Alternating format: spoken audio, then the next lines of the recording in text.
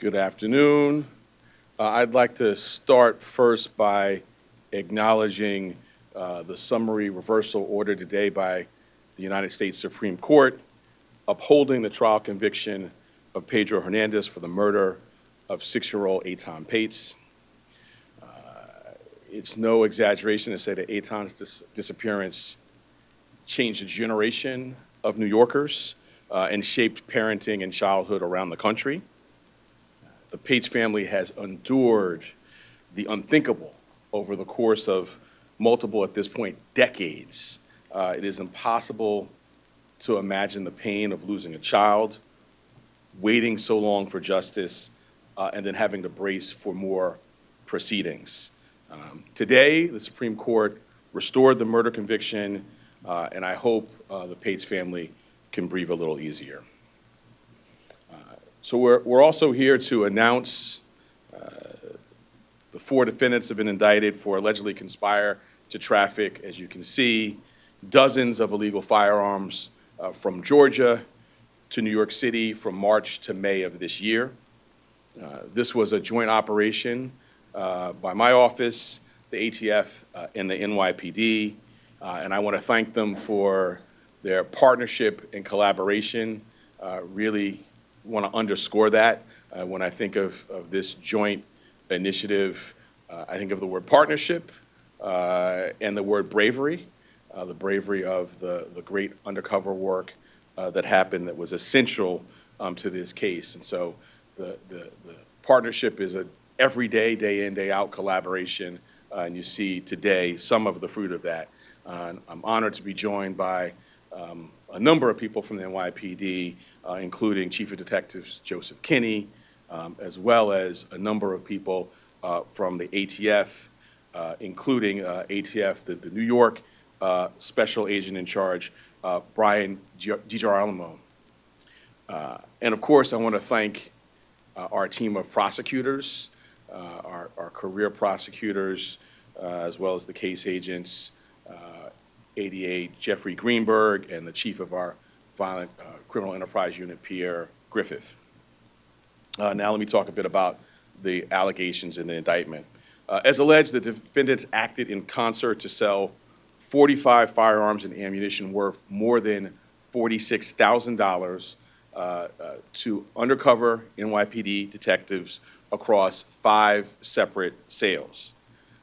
These firearms were allegedly trafficked up the Iron Pipeline, where illegal guns flow into New York from southern states. The main defendant, Daniel Vern Jolly, would coordinate with the undercover detective through texts and calls, in which Jolly would send pictures and videos of weapons. On several occasions, the defendant allegedly took the bus up from Georgia with the guns to sell to the undercover detective.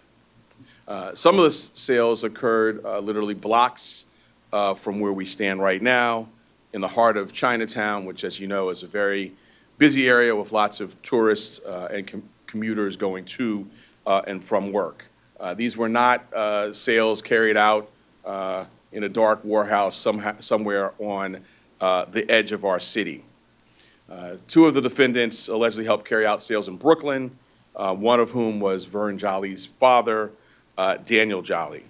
One of the other defendants, who also lives in Georgia, allegedly equipped some of the firearms with rapid-fire modification devices, including FRTS, forced reset triggers, which makes these already dangerous weapons even more lethal.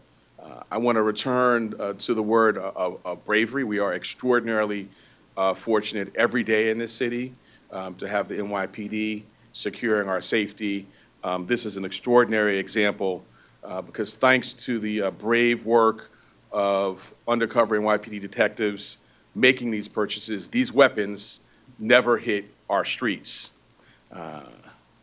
Sadly, this conduct also, though, illustrates that while we have strong gun laws here in New York, gun trafficking remains a lucrative business that fuels gun violence in our city.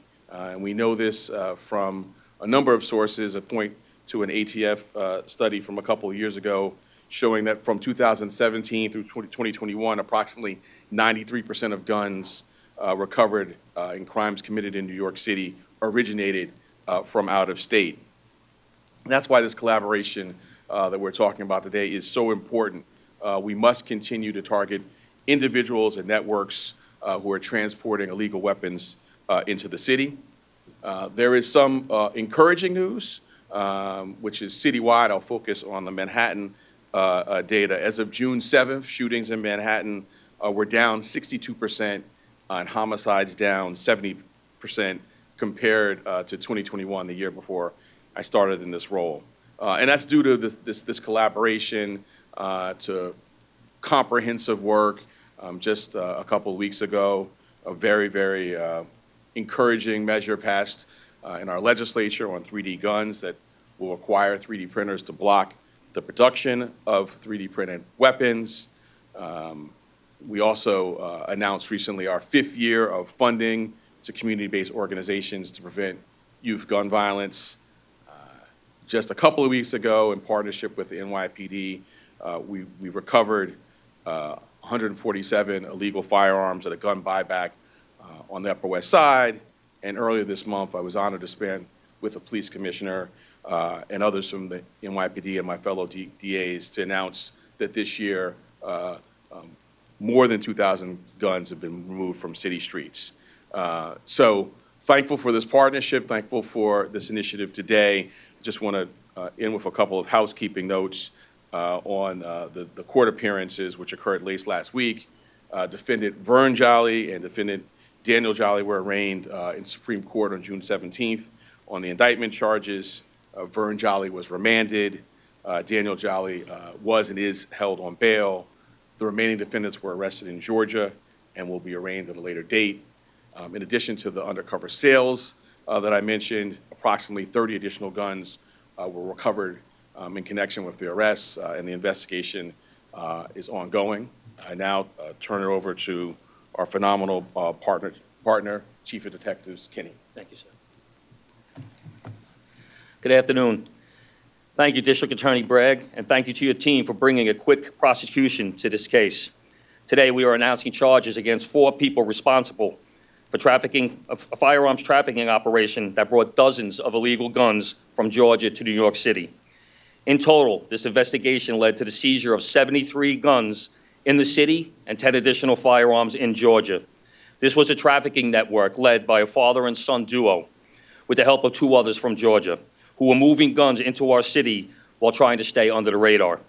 The son had no prior criminal history at all, but according to this investigation, he was the gun runner, moving firearms from Georgia to New York to sell them on our streets. His father was a hospital security guard here in New York, and according to the charges, he helped keep this gun pipeline open. But the NYPD identified this network and built a case with precision and strategy to remove these guns before they could be used to harm any New Yorkers. Beginning in March, field intelligence officers from the 103rd Precinct in Queens developed information about an individual believed to be selling firearms. That information was quickly brought to the ATF NYPD Joint Firearms Task Force. Over the next several months, NYPD officers purchased nearly 70 firearms from these defendants, mostly including semi-automatic handguns, 40 9mm, 9 40 calibers, 5 380s, several revolvers, a fully automatic Uzi submachine gun, and 3 devices capable of turning a semi-automatic handgun into a fully operational machine pistol. Last Thursday alone, 20 firearms were purchased after the son took a commuter bus from his home base just side of Atlanta to meet an undercover in Lower Manhattan. At the same time, investigators were arresting his father and recovered 3 additional firearms from his car. And while all this was happening here in New York, NYPD and ATF personnel worked with local law enforcement partners in Georgia to execute 2 search warrants at the homes of 2 additional defendants, recovering 10 more firearms. They are now awaiting extradition to New York. This case reflects the same crime-fighting strategy that has driven violence down across this city. It starts with putting officers where the violence is concentrated and at the times where it is most likely to occur. It continues with long-term investigations into the gangs, into the crews, and into the trafficking networks responsible for harm in our communities. And it means going after the guns. before they are used to shoot, rob, intimidate, or kill New Yorkers. So far this year, the NYPD has seized more than 2,300 firearms, and that work is having an impact. Through the end of May, New York City has had its fewest murders and fewest shooting incidents in the first 5 months of any year in recorded history. Year-to-date, murders are down more than 20% citywide. And here in Manhattan, murders are down 58% in 2026. Those results do not happen by accident.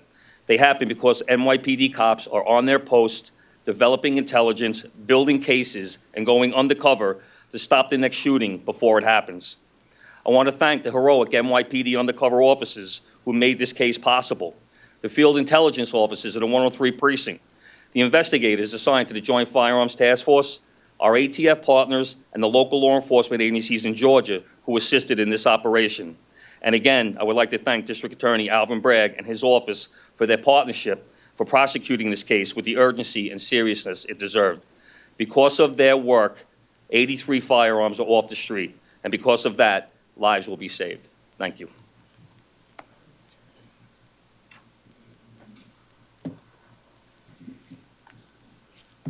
Good afternoon. My name is Bryan DiGirolamo. I'm the Special Agent in charge for ATF here in New York.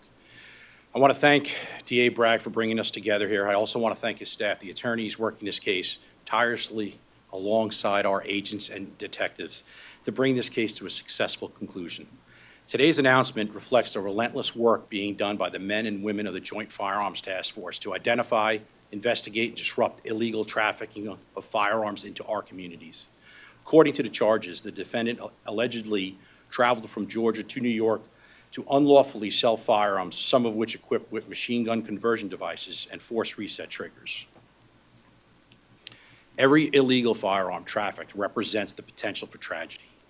When firearms are diverted into a criminal market, they place our communities, our law enforcement officers, and innocent bystanders at risk.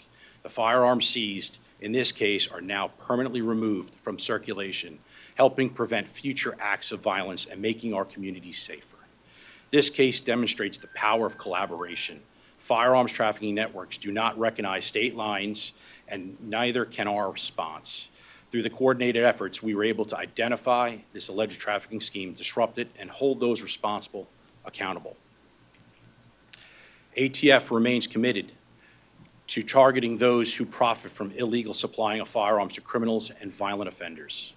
We will continue working alongside our local, state, and federal partners to stem the flow of illegal firearms and protect the communities we serve. This large seizure of firearms isn't just a number. It's firearms that won't be used in any future acts of violence or placed into the hands of prohibited from possessing them. This case is a reminder that the partnership between the Manhattan District Attorney's Office and the Joint Firearms Task Force saves lives. And ATF remains committed to disrupting the flow of illegal firearms wherever it leads. Thank you.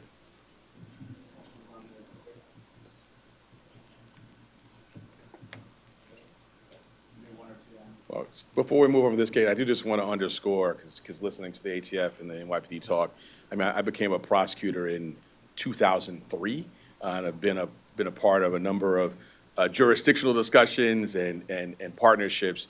And I think what we have in the city, I've not seen a stronger partnership before, so I'm deeply appreciative. Thanks.